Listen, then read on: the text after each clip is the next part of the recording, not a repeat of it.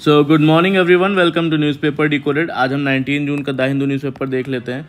तो जो first news है basically India won't accept mediation, PM tells Trump. तो मेडिएशन का बेसिकली मतलब क्या होता है कि दोनों तरफ के बीच की कोई समस्या है या टेंशन है तो उसका सोल्यूशन निकालने के लिए किसी थर्ड पार्टी या कंट्री की जो है वो हेल्प लेना है ना। तो अभी न्यूज़ क्या है, न्यूज़ ये है कि मोदी जी ने टेलीफोन पर डायरेक्टली पीएम ट्रंप से जो है बात की और कहा कि इंडिया ने कभी भी मेडिएशन जो है वो एक्सेप्ट नहीं करेगा, और चाहे वो अमेरिका ही क्यों ना हो। और ट्रंप ने कहा कि उन्होंने जो है इंडिया और पाकिस्तान के बीच का वॉर रुकवा दी, और मोदी और पाकिस्तान के जो चीफ़ हैं उन दोनों में ने इसमें मदद की है। और ऑपरेशन सिंदूर के पे भी बोला है कि जो है इंडिया और यूएस के बीच, मोदी जी ने बोला ऑपरेशन सिंदूर के टाइम पे भी जो इंडिया और यूएस के बीच में कभी भी ट्रेड डील या मेडिएशन पे कोई डिस्कशन नहीं हुआ है। और ट्रंप ने जनरल मुनीर को वॉशिंगटन लंच पे के लिए बुलाया है, जबकि मोदी जी ने इस इनविटेशन को डिक्लाइन कर दिया, और क्योंकि मोदी जी जो है क्रोएशिया जा रहे हैं उधर से वापस कनाडा से। तो मिनिस्ट्री ऑफ एक्सटर्नल अफेयर्स ने बताया कि दोनों के जो बयान हैं उस जो ट्रंप जी का बयान है उस पर कोई रिस्पांस नहीं दिया, और जबकि ट्रंप जो है लगातार क्लेम कर रहे हैं कि उन्होंने ही वॉर रुकवा दी है। और मोदी जी ने जो है कॉल में इजराइल, ईरान और रशिया यूक्रेन वॉर पर भी बात हुई, और जो क्वाड समिट होने वाली है उसके लिए जो है ट्रंप ने मोदी जी को इनवाइट किया, जो उन्होंने एक्सेप्ट कर लिया। नेक्स्ट न्यूज़ है उसमें basically Iran will never surrender says Ayatollah Khamenei. तो जो 13 जून को इजराइल ने ईरान पे बेसिकली हैवी बॉम्बिंग का कैंपेन शुरू किया, जवाब में ईरान ने भी मिसाइल्स और जो है ड्रोन से अटैक किया। तो इसमें दोनों के बीच में जो है वॉर जैसे सिचुएशन बन गई है। और वहाँ के जो सुप्रीम लीडर है अयातुल्ला खामेनी, उन्होंने कहा कि जो है कंट्री कभी भी सरेंडर नहीं करेगा, और जो ट्रंप का अनकंडीशनल सरेंडर का जो डिमांड है वो अनएक्सेप्टेबल है, और अगर अमेरिका ने मिलिट्री इंटरवेंशन किया तो उसको इर्रेपरेबल डैमेज होगा, ऐसा ईरान ने बोला। और तेहरान का जो इजराइल है उसका क्या बोलना है कि बेसिकली जो ईरान की इंटरनल सिक्योरिटी हेडक्वार्टर को उन्होंने डिस्ट्रॉय कर दिया है, और वेपन्स और सेंट्रीफ्यूज फैसिलिटी को भी टारगेट किया है। और तो अब बेसिकली बोलते हैं कि कैजुअलिटीज़ के बारे में बोलते हैं कि इजराइल में भी लगभग 24 से ज़्यादा लोग जो है वो मारे गए, जबकि ईरान में जो है 224 लोग मारे गए हैं, जिसमें मिलिट्री कमांडर्स, न्यूक्लियर साइंटिस्ट्स और सिविलियंस भी शामिल थे। तो अब इजराइल क्या बोलता है, इजराइल बोलता है कि बेसिकली जो है ये एयर स्ट्राइक्स क्यों कर रहे हैं, क्योंकि वो ईरान का जो न्यूक्लियर वेपन प्रोग्राम है उसको रोकना चाहते हैं, और ईरान से न्यूक्लियर एम्बिशन, ईरान ने बेसिकली क्या है, ईरान ने जो है न्यूक्लियर एम्बिशन कोई भी होने से वो इनकार किया है उस कंट्री का। फिर यहाँ पे अब इस टेंशन के बीच में इंडियन जो मिनिस्टर ऑफ एक्सटर्नल अफेयर्स है उसने ऑपरेशन सिंधु चलाया है। जो भी ईरान में फंसे हुए लोग हैं उनको इवैक्यूएट करने के लिए उसका नाम क्या दिया है, ऑपरेशन सिंधु। नेक्स्ट न्यूज़ है उसमें basically in reset India Canada agree to appoint high commissioners and restart visa services. तो 2 साल पहले जो है वो खालिस्तानी एक्टिविस्ट हरदीप सिंह निज्जर की किलिंग के बाद जो है इंडिया और कनाडा के टाइज बिगड़ गए थे, और डिप्लोमेटिक रिलेशंस जो है टेंस हो गए थे, और हाई कमिश्नर्स भी एक दूसरे के देश ने वापस बुला लिए थे। तो अभी क्या की डेवलपमेंट क्या है कि पीएम मोदी और कैनेडियन जो पीएम मार्क कार्ने हैं उनके बीच बातचीत हुई, और दोनों ने डिसाइड किया कि दिल्ली और ओटावा के बीच में हाई कमिश्नर्स को वापस भेजना स्टार्ट करना होगा जुलाई तक। और तो बेसिकली टॉक्स रिज्यूम करने की बात की, जो early peace progress trade agreement है को टॉक्स दोबारा शुरू करने की बात की, जिसको कॉम्प्रिहेंसिव इकोनॉमिक पार्टनरशिप एग्रीमेंट तक पहुंचाने का रोड मैप भी तैयार करने पर जो है वो कंसेंसस बना है। अदर एरियाज़ ऑफ कॉपरेशन जो रहेंगे वो clean energy, digital transformation, artificial intelligence, LNG, food security, critical minerals, higher education, mobility, supply chain, resilience, ये सारा जो है ये डिस्कस करेंगे, है ना। जॉइंट स्टेटमेंट आया है जिसमें बोला गया है कि जो डिजिडेंट्स और जर्नलिस्ट, ह्यूमन राइट डिफेंडर्स और रिलीजियस जो माइनॉरिटीज़ हैं, इन पर किसी भी कंट्री का कोई रिप्रेशन वो अनएक्सेप्टेबल है, इनको दबाया नहीं जा सकता, और वायलेंस और हरासमेंट जो है उसको स्ट्रांगली कंडेम किया है। नेक्स्ट न्यूज़ है उसमें बेसिकली यहाँ पे deep inside Kerala's wildlife sanctuary, tribal students exposed to world books. तो केरला में जो इडुक्की वाइल्ड लाइफ सेंचुरी है वहाँ पे एक ट्राइबल सेटलमेंट है जिसका नाम है कनामपड्डी, है ना, कनामपड्डी ट्राइबल सेटलमेंट। वहाँ पे 3 न्यू लाइब्रेरीज़ जो है वो ओपन की गई हैं, ठीक है। तो इसमें बोला जा रहा है एक न्यू चैप्टर है जो ट्राइबल स्टूडेंट्स के लिए, है ना, ताकि उनको जो है लाइब्रेरी की थीम क्या रखी गई है, reading is the true addiction, reading is the true addiction. Library का नाम क्या है? थलीरू लाइब्रेरी का नाम है ना। और जहाँ पे children's book, novel, study material सब अवेलेबल है। तो वहाँ के जो फॉरेस्ट गार्ड है उन्होंने बोला कि रिमोट जंगल एरिया में जो है लैक ऑफ बुक्स हैं, बुक्स नहीं है वहाँ पे। और ये इनिशिएटिव बिल्ड करेगा रीडिंग हैबिट्स जो है वो बच्चों में, और प्रमोट करेगा एजुकेशन, लिटरेसी और imagination, inclusive development, empowerment through reading. ठीक है, तो ये सारा प्रोग्रेस होगा वहाँ पे। नेक्स्ट न्यूज़ है उसमें बेसिकली यहाँ पे इजराइल ईरान के कॉन्फ्लिक्ट के बीच में वही जो मैंने बताया फर्स्ट पेज पे, ऑपरेशन सिंधु लॉन्च किया गया मिनिस्ट्री ऑफ एक्सटर्नल अफेयर्स के द्वारा, जो ईरान में फंसे हुए लोगों उनको वापस लाने के लिए। और 90 स्टूडेंट्स इसमें जम्मू कश्मीर के हैं, जबकि और सारे कर्नाटक और यूपी से हैं, और वो दिल्ली आएंगे टुमारो मॉर्निंग। और काफ़ी लोग तो अवेयर भी नहीं है सेंटर के इवैक्यूएशन प्लान से। ईरान का डिप्टी एम्बेसडर ने अश्योर किया है कि वो फुल सपोर्ट करेंगे इंडियन इवैक्यूएशन प्लान को, है ना, और ताकि सेफ पैसेज मिले उनको जो भी वहाँ वो ईरान छोड़ना चाहते हैं। जो नेक्स्ट न्यूज़ है उसमें बेसिकली यहाँ पे वन नेशन वन टाइम के बारे में है ना। New legal metrology rules propose किया है। तो यूनियन कंज्यूमर अफेयर्स मिनिस्ट्री ने क्या बोला वेडनेसडे को कि जो प्रपोज लीगल मेट्रोलॉजी है, इंडियन स्टैंडर्ड टाइम रूल्स, वो सिंक्रनाइज़ करेगा जितनी भी देश में लीगल, एडमिनिस्ट्रेटिव और कॉमर्शियल ऑपरेशंस होते हैं वो इंडियन स्टैंडर्ड टाइम के साथ, है ना। और तो बेसिकली है क्या कि ये इंडियन स्टैंडर्ड टाइम जो लीगल मेट्रोलॉजी है वो प्रपोज किया है, और जिससे सभी जो है ये सारी चीज़ें लीगल, एडमिनिस्ट्रेटिव, कमर्शियल ऑपरेशंस को सिंक्रनाइज़ करेंगे। और वन नेशन वन टाइम के थ्रू जो है करना क्या चाहते हैं बेसिकली, जो एक जैसा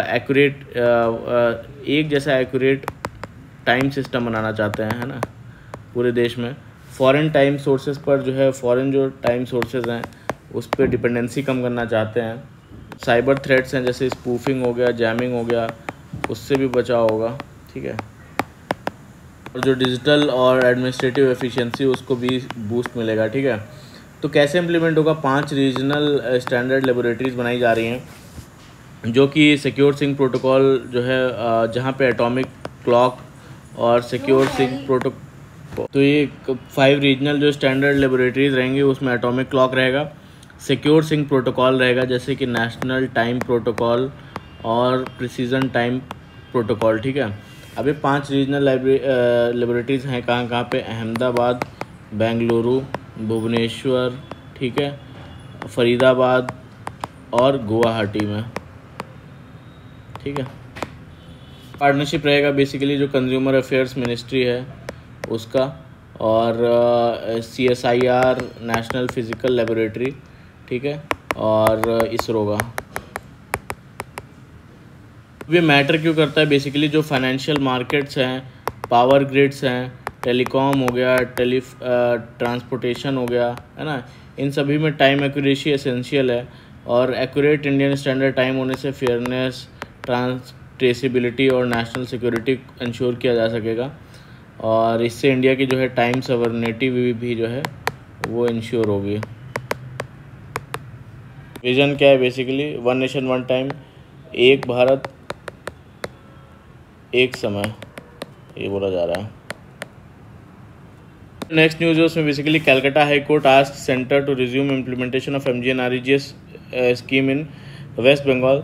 तो हुआ क्या था बेसिकली, जो है मनरेगा स्कीम है वो वेस्ट बंगाल में मार्च 2022 में सस्पेंड कर दी गई थी, है ना। ये जो स्कीम है वेस्ट बंगाल में सस्पेंड कर दी गई थी।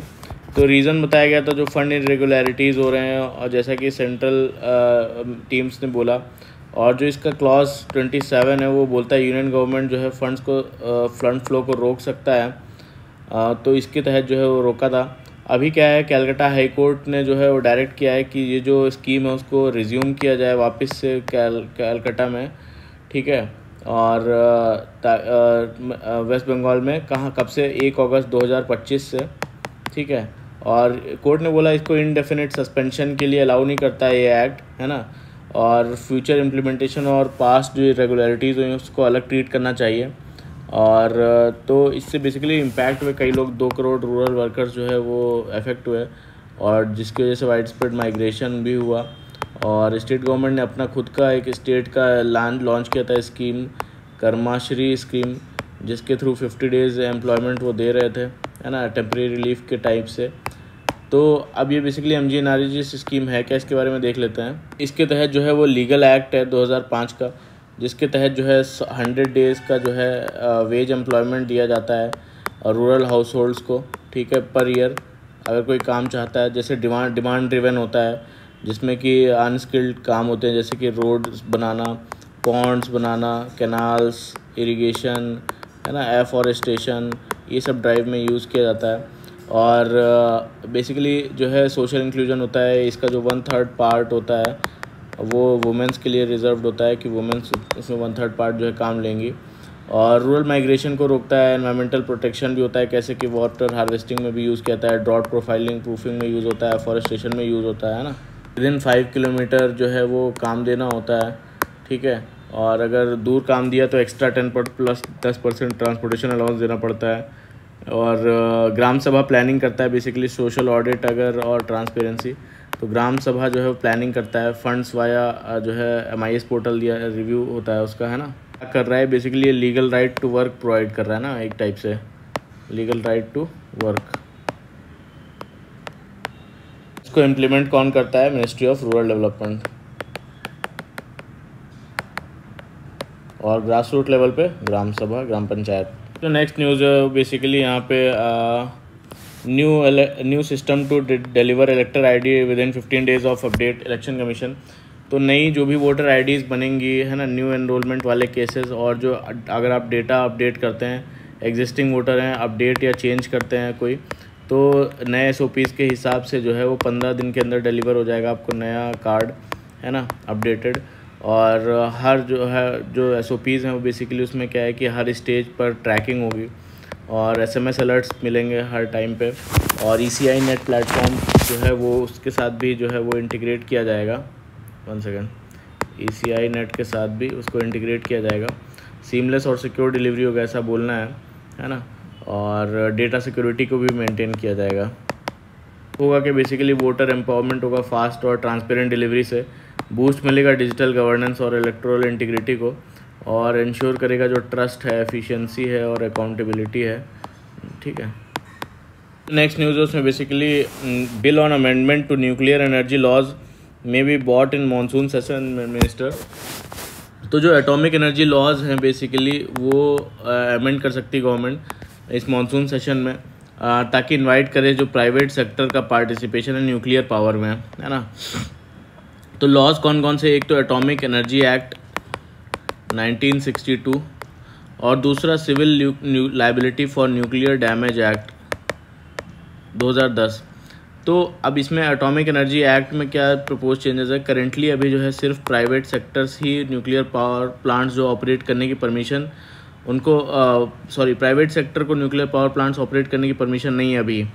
तो अमेंडमेंट क्या किया जा सकता है कि जो प्राइवेट सेक्टर है उसको और फॉरेन जो पार्टिसिपेशन है उसको अलाउ करने का अमेंडमेंट किया जा सकता है। दूसरा जो civil liability for nuclear damage act है उसमें क्या है बेसिकली करेंटली जो सप्लायर्स होते हैं, इक्विपमेंट मेकर्स बेसिकली जो न्यूक्लियर रिएक्टर्स के, उन पर अनलिमिटेड लाइबिलिटी का क्लॉज लगा होता है, ठीक है। कोई भी न्यूक्लियर एक्सीडेंट होता है तो अनलिमिटेड लाइबिलिटी इन पे लगाई जा सकती है।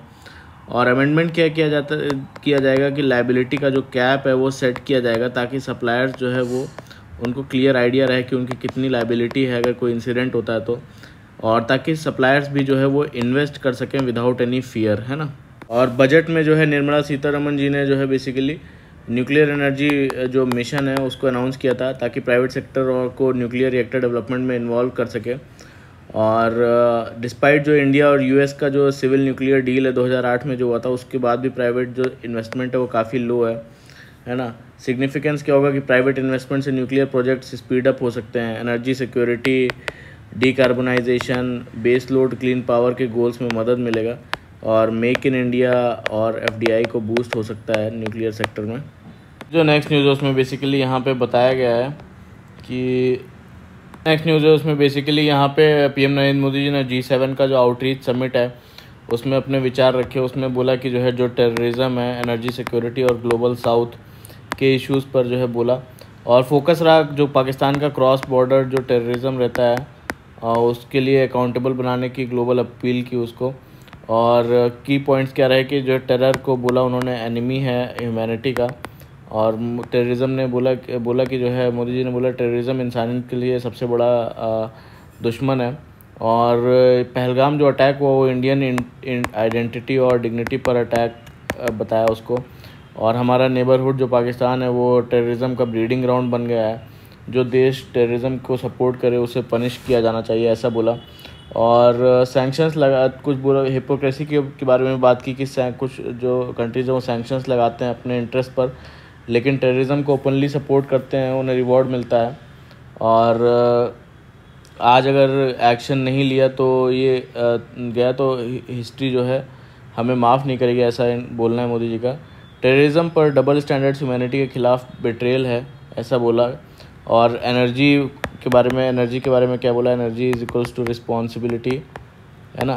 जो उसकी अवेलेबिलिटी है, एक्सेसिबिलिटी है, अफोर्डेबिलिटी है, और जो एक्सेप्टेबिलिटी है पर बेस्ड एनर्जी स्ट्रेटजी के बारे में बोला कि जो है आर्टिफिशियल इंटेलिजेंस के बढ़ते यूज़ के चलते जो रिन्यूएबल्स ही सॉल्यूशन है ना। और जो फूड, फ्यूल और फर्टिलाइज़र है, फाइनेंशियल क्राइसिस का सबसे जो बड़ा इम्पैक्ट होता है वो ग्लोबल साउथ पर ही पड़ता है, जो डेवलपिंग और पुअर कंट्रीज़ हैं। इंडिया जो है ग्लोबल साउथ की आवाज़ दुनिया के सामने रखता रहेगा, ऐसा बोला उन्होंने। और यूनिटी कॉल फॉर यूनिटी बोला, स्पिरिट होना चाहिए, नॉट आई बट अस वाली जो है वो स्पिरिट होनी चाहिए, से आगे बढ़ना होगा। जब तक डबल स्टैंडर्ड्स बने रहेंगे तब तक सस्टेनेबल डेवलपमेंट इम्पॉसिबल है, ऐसा बोला। और आर्टिफिशियल इंटेलिजेंस जो है वो पावरफुल है लेकिन एनर्जी इंटेंसिव है, काफ़ी एनर्जी भी लेता है। सॉल्यूशन इन्होंने वही बोला कि रिन्यूएबल एनर्जी के बिना एआई ड्रिवन सोसाइटी सस्टेनेबल नहीं हो सकती, है ना। ये सब उनके कुछ व्यू पॉइंट्स थे G7 में। तो नेक्स्ट न्यूज़ है उसमें बेसिकली यहाँ पे India and Croatia to make long term plans for deepening defence ties. तो इंडिया और क्रोशिया मिलकर जो है लॉन्ग टर्म डिफेंस पार्टनरशिप वो बनाएंगे। फोकस होगा डिफेंस प्रोडक्शन, ट्रेनिंग और मिलिट्री एक्सचेंज, है ना। और कोस्टल इंफ्रास्ट्रक्चर को कैसे बूस्ट करेंगे, जो क्रोशियन जो कंपनीज़ हैं वो जो हमारा सागरमाला प्रोजेक्ट है ना, पोर्ट डेवलपमेंट प्रोजेक्ट, उसको जो है उसका पोर्ट मॉडर्नाइजेशन में हेल्प करेंगे। और इनवाइट किया जाएगी उनकी कंपनीज़ को कोस्टल जोनल प्लान डेवलपमेंट में, मल्टी डेवलपमेंट कनेक्टिविटी में, शिप बिल्डिंग अपॉर्चुनिटीज़ में, ठीक है। तो ये सब इनवाइट किया जाएगा इनको। स्पेस के सेक्टर में भी दोनों मिलकर काम करेंगे, बेसिकली जो है स्पेस वेंचर्स में काम करेंगे। एकेडमिक इंस्टीट्यूशंस जो भी हैं उसमें जॉइंट रिसर्च प्रोजेक्ट्स में पार्टिसिपेट करेंगे, अपनी जो स्पेस एक्सपर्टीज़ है उसको शेयर करेंगे। इंडस्ट्री और इन्वेस्टमेंट में क्या पार्टनरशिप है, बेसिकली जो फार्मा सेक्टर है, agriculture, IT, clean technology, digital technology, semiconductors, इन सब में इंडिया इन्वेस्ट करेगा क्रोशिया में, ठीक है। क्रोशिया ने बेसिकली सॉलिडारिटी दिखाई थी ऑपरेशन सिंदूर के टाइम पे इंडिया से, है ना। और इंडिया और क्रोशिया की जो एड्रियाटिक कनेक्शन से जो पीपल टू पीपल टाइज भी स्ट्रॉन्ग बनेंगे। फिर जो नेक्स्ट न्यूज़ है उसमें basically union government has not abandoned lateral entry says minister. तो लेटरल एंट्री क्या होता है, बेसिकली लेटरल एंट्री का मतलब होता है गवर्नमेंट बेसिकली जॉब सिस्टम में डायरेक्टली एक्सपर्ट्स को रिक्रूट करती है, ठीक है, करना। और बिना जो ट्रेडिशनल वे है कि एग्ज़ाम देना, जैसे यूपीएससी सिविल सर्विसेज जो है उसका एग्ज़ाम दिए बिना जो है वो अपॉइंट हो जाना। नॉर्मली जो है आईएएस, आईआरएस, आईपीएस जो है यूपीएससी एग्ज़ाम क्लियर करके रिक्रूट होते हैं। लेकिन लेटरल एंट्री में जो है कि थ्रू प्राइवेट सेक्टर या एकेडमिक एक्सपर्ट जो है वो डायरेक्ट हायर लेवल पोजीशन जैसे जॉइंट सेक्रेटरी, डायरेक्टर के लिए रिक्रूट हो सकता है। तो यहाँ पे एक यूनियन गवर्नमेंट मिनिस्टर है वो बोल रहे हैं कि लेटरल एंट्री जो है वो पॉलिसी अभी भी एक्टिव है और गवर्नमेंट ने इसे अबंडन नहीं किया अभी, है ना। और गवर्नमेंट ओपन है फ्यूचर लेटरल रिक्रूटमेंट के लिए। और 2023 में बेसिकली यूपीएससी ने डीओपीटी के डायरेक्शन पे 45 पोस्ट जो कि joint secretary, director, deputy secretary के लेटरल एंट्री ऐड को कैंसिल कर दिया था। इसके बाद स्पेकुलेशन थी कि पॉलिसी बंद हो गई, जो गलत है ना, इसमें ऐसा बोलना है। नेक्स्ट न्यूज़ है उसमें बेसिकली यहाँ पे इंडिया और जो यूएस के बीच में ट्रेड एग्रीमेंट पर जो है वो बातचीत चल रही है, जिसमें यूएस प्रेसिडेंट डोनाल्ड ट्रंप ने 9 जुलाई को 26% रेसिप्रोकल टैरिफ लगाने की धमकी दी है अगर डील नहीं होती है तो इंडिया का रिस्पांस क्या है कि पीयूष गोयल जो हमारे कॉमर्स मिनिस्टर हैं, उन्होंने कहा कि इंडिया ऑप्टिमिस्टिक है कि 9 जून से पहले प्रिलिमिनरी डील हो सकती है और इंडिया और यूएस जो है वो ट्रस्टेड पार्टनर हैं जो रेजिलियंट सप्लाई चेन बनाना चाहते हैं। डील जो है वो एग्रीकल्चर और डेयरी सेक्टर के में शामिल होंगे या नहीं होंगे वो उन पे कमेंट नहीं किया है।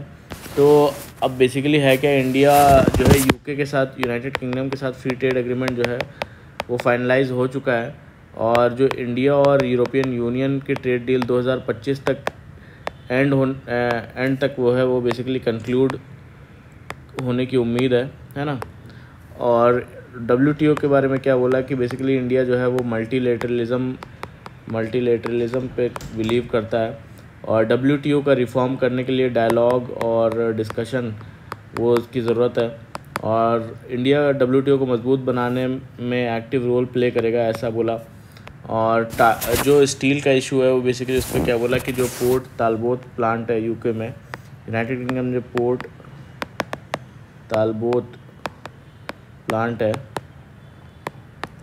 को लेकर ट्रंप एडमिनिस्ट्रेशन ने जो है ब्रिटिश स्टील इंपोर्ट टैरिफ पर वार्निंग दी है। इंडिया ने इस पर जो है यूके के लिए इंटरवेंशन नहीं किया है। तो पीयूष गोयल जी ने बेसिकली क्या बोला है कि यूके को ये इशू खुद यूएस के साथ सॉल्व करना होगा। तो नेक्स्ट न्यूज़ है वो बेसिकली यहाँ पे परफॉर्मेंस ग्रेडिंग इंडेक्स के बारे में है, ठीक है।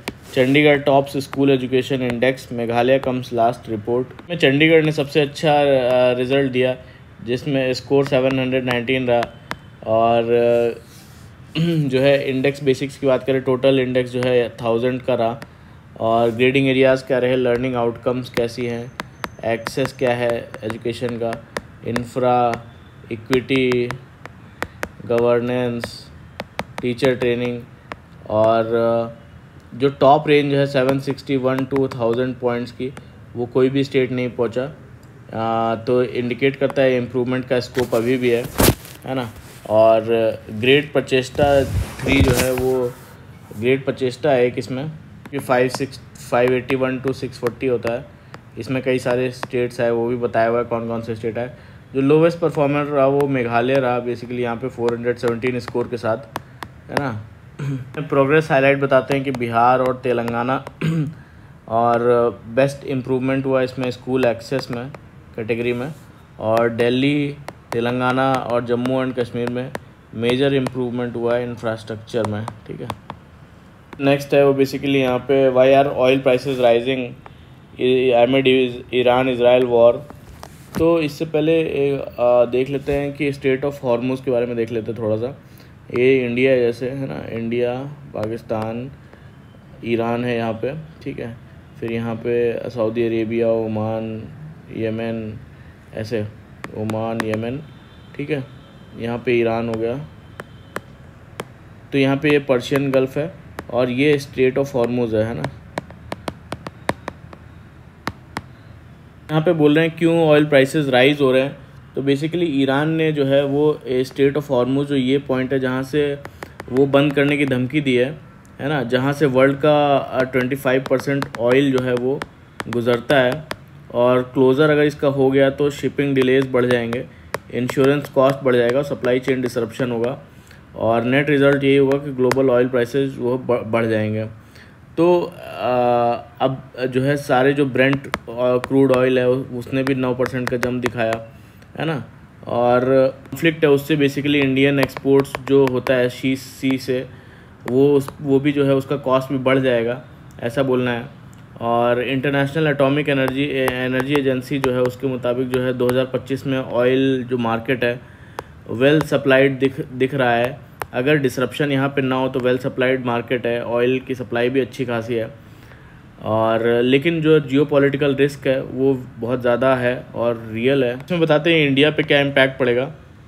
तो बोलते हैं कोई डायरेक्ट और ईरान ऑयल इंपोर्ट जो है इंडिया से, जो तेहरान से ऑयल लेना ऑलरेडी बंद किया हुआ है, ईरान से कोई डायरेक्टली ऑयल नहीं ले रहे हैं।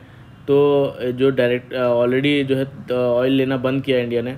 हाई इंपोर्ट डिपेंडेंस है इंडिया का, जो इंपोर्ट है वो 80% जो है वो क्रूड ऑयल जो है वो इंपोर्ट होता है, ठीक है। और इवन इनडायरेक्ट कॉन्फ्लिक्ट भी, अगर डायरेक्टली तो ले नहीं रहा है बट इनडायरेक्ट कॉन्फ्लिक्ट भी जो है वो इम्पैक्ट कर सकता है। ग्लोबल प्राइस सर्ज होगा तो इंडिया का इम्पोर्ट बिल ऑटोमेटिकली बढ़ेगा, है ना। गवर्नमेंट का क्या बोलना है, बेसिकली गवर्नमेंट का बोलना है कि जो इंडिया का इम्पोर्ट बास्केट है वो काफ़ी डाइवर्सिफाइड है ना, बहुत ज़्यादा ईरान पे ऐसे डिपेंडेंस नहीं है। सप्लाई जो है सिक्योरिटी करेंटली वो रिस्क पे नहीं है, ऐसा बोलना है गवर्नमेंट का, है ना। को क्या करना चाहिए बेसिकली, जो है कंटिन्यू कर डाइवर्सिफाई करने चाहिए अपने सप्लायर्स को, है ना, और बूस्ट करना चाहिए जो स्ट्रैटेजिक ऑयल रिजर्व्स हैं उनको बढ़ाना चाहिए, है ना, ताकि कोई डिसरप्शन हो तो उसमें बैकअप रहे। और इन्वेस्ट करना चाहिए जो रिन्यूएबल्स हैं और डोमेस्टिक एनर्जी सिक्योरिटी में इन्वेस्ट करना चाहिए। ठीक है, एक सेकेंड।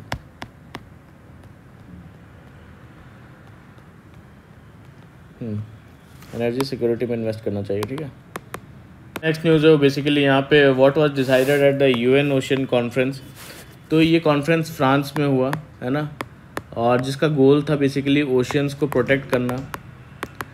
फोकस क्या रहा, हाई सीज जो ट्रीटी है और जो बायोडाइवर्सिटी बियॉन्ड नेशनल जुरिस्डिक्शन उस एग्रीमेंट को इम्प्लीमेंट करना, है ना, ये फोकस एरिया रहा। तो हाई सीज ट्रीटी क्या करता है, ये हाई सीज का मतलब वो समुद्र जो का हिस्सा जो कंट्रीज़ के टेरिटरी के हिस्से में नहीं आता, है ना, तो उनके जुरिस्डिक्शन के बाहर होता है। और जो ये होता है बायोडाइवर्सिटी बियॉन्ड नेशनल जुरिस्डिक्शन, इसका एम होता है जो मैरीन जो प्रोटेक्टेड एरियाज़ बनाना, मैरीन प्रोटेक्टेड एरियाज़, ठीक है, ओवर जो फिशिंग होती है और डीप सी माइनिंग उसको कंट्रोल करना, ठीक है, और जो मैरीन जेनेटिक रिसोर्सेज हैं उसको फेयर शेयरिंग करना, एनवायरमेंटल इम्पैक्ट को एसेस करना और डेवलपिंग कंट्रीज़ को सपोर्ट करना है। ये होता है इसका एम, है ना। जो स्टेटस है वो उसमें 160 कंट्रीज़ ने जो है वो साइन किया है ना। 56 जो कंट्रीज़ हैं उन्होंने अब तक रेटिफाई किया है और इंडिया प्रोसेस में है ना। 56 कंट्रीज जो रेटिफाई कर चुके हैं, इंडिया अभी भी प्रोसेस में है, ठीक है। और 60 अगर जैसे ये 60 रेटिफाई कर देंगी कंट्रीज़ तो ये जो है लीगली बाइंडिंग हो जाएगा, ठीक है। सबसे बड़ा जो चैलेंज है वो ये है बेनिफिट शेयरिंग का, कि अगर कोई जो है ओशन लाइफ फॉर्म से कॉमर्शियल किसी को फ़ायदा होता है तो उसका प्रॉफिट शेयरिंग कैसे किया जाएगा, ठीक है। ये सबसे बड़ा चैलेंज है कि ये कैसे डिसाइड होगा प्रॉफिट शेयरिंग। और एनवायरमेंटल ग्रुप चाहते हैं कि स्ट्रिक्ट एक्सट्रैक्शन पे जो है ये सब चीज़ों का वो बैन लगे, ठीक है। और ये जो हाई सीज होते हैं बेसिकली जो भी कंट्री का कोस्टल एरिया है उससे 200 नॉटिकल माइल दूर के बाद ये हाई सीज आते हैं, जिस पे किसी भी कंट्री का जुरिस्डिक्शन नहीं होता है ना। इनको इंटरनेशनल वाटर्स भी बोलते हैं। जो नेक्स्ट न्यूज़ है उसमें बेसिकली यहाँ पे इजराइल ईरान का जो कॉन्फ्लिक्ट है उससे इंडिया के राइस और टी एक्सपोर्टर्स हिट हुए हैं, है ना, उन पे इम्पैक्ट पड़ा है। तो बासमती राइस और जो चाय है वो मेजर एक्सपोर्ट आइटम है जो अभी होल्ड पर है इस कॉन्फ्लिक्ट की वजह से। और ईरान जो है वो लार्जेस्ट बायर है, जो बासमती राइस जो इंडिया से बेचा जाता है सबसे ज़्यादा खरीदता ईरान ही है। और टी एक्सपोर्ट ईरान को भी लगभग 20,000 से जो है 25,000 टन्स एनुअली किया जाता है। तो इकोनॉमिक इम्पैक्ट यही है कि जो है इन दोनों का जो है अभी जो शिपमेंट है वो होल्ड पर है और एक्सपोर्टर्स के पास स्टॉक हो रहा है और जो पेमेंट डिलेज हो रहे हैं होने के कारण, है ना। और टी एक्सपोर्टर्स भी परेशान है, ऐसा बोलते हैं ऑक्शन प्राइसेस गिर रहे हैं और शिपमेंट पेमेंट्स अनसर्टेन है। और इससे कई अदर कंट्रीज़ पे भी असर पड़ सकता है, जैसे कज़ाकिस्तान है, अज़रबैजान है, जैसे कंट्रीज़ पर एयर फ्लाइट्स और जो है सी फ्रीट्स जो है वो भी कॉस्ट उनका बढ़ने लगा है ना। फ्यूल और इंश्योरेंस जो प्रीमियम है वो भी इंक्रीज़ हो रहा है। और स्टेक होल्डर्स की सलाह मांगी है कॉमर्स मिनिस्ट्री ने, जिसमें ट्रेड, शिपिंग और एक्सपोर्ट सेक्टर्स के लोग शेयर करेंगे अपने जो प्रॉब्लम्स हैं और सोल्यूशन निकालेंगे। यहाँ पे जो टाटा ELXI है, टाटा ELXI जो टाटा ग्रुप की डिज़ाइन और टेक सर्विस कंपनी है, और जो जर्मनी की चिप फर्म है जो इन्फिनियन टेक्नोलॉजी, ये जर्मनी की सेमीकंडक्टर लीडर है, इसके साथ मेमोरेंडम ऑफ अंडरस्टैंडिंग साइन किया है। दोनों कंपनीज जो है इंडिया स्पेसिफिक जो है इलेक्ट्रिक व्हीकल्स सॉल्यूशन डेवलप करेंगी, ठीक है। और एप्लीकेशन फोकस क्या रहेगा कोलैबोरेशन का, जो एप्लीकेशन रेडी ईवी डेवलप करना है ना, इंडियन मार्केट्स की नीड के हिसाब से। इसमें 2 व्हीलर 3 व्हीलर और अदर इलेक्ट्रिक व्हीकल कैटेगरी होंगे उसमें। फिर जो नेक्स्ट न्यूज़ है बेसिकली यहाँ पे कुछ भी इम्पोर्टेंट नहीं है ऐसा। फिर यहाँ पे marked by Trump's absence G7 backs Ukraine. तो G7 के लीडर्स ने यूक्रेन को और ज़्यादा सपोर्ट देने का प्रॉमिस किया और डोनाल्ड ट्रम्प समिट अटेंड नहीं कर पाए। इजराइल ईरान जो कॉन्फ्लिक्ट है उसके चलते वो मंडे को US लौट गए। उनकी जगह यूक्रेन को जो प्रेसिडेंट हैं व्लादिमीर ज़ेलेंस्की, उन्होंने लीडर से मिल के सपोर्ट मांगा। और कैनेडियन जो PM है उन्होंने यूक्रेन के लिए बेसिकली 2 बिलियन जो है डॉलर्स वो का मिलिट्री सपोर्ट भी यूक्रेन के लिए अनाउंस किया है ना। तो ये था पूरा आज का हमारा news discussion from the Hindu. और प्लीज़ अच्छा लगा हो तो लाइक करिएगा, कमेंट करिएगा और सब्सक्राइब भी कर लीजिएगा हमारे चैनल को। Thank you very much for the discussion.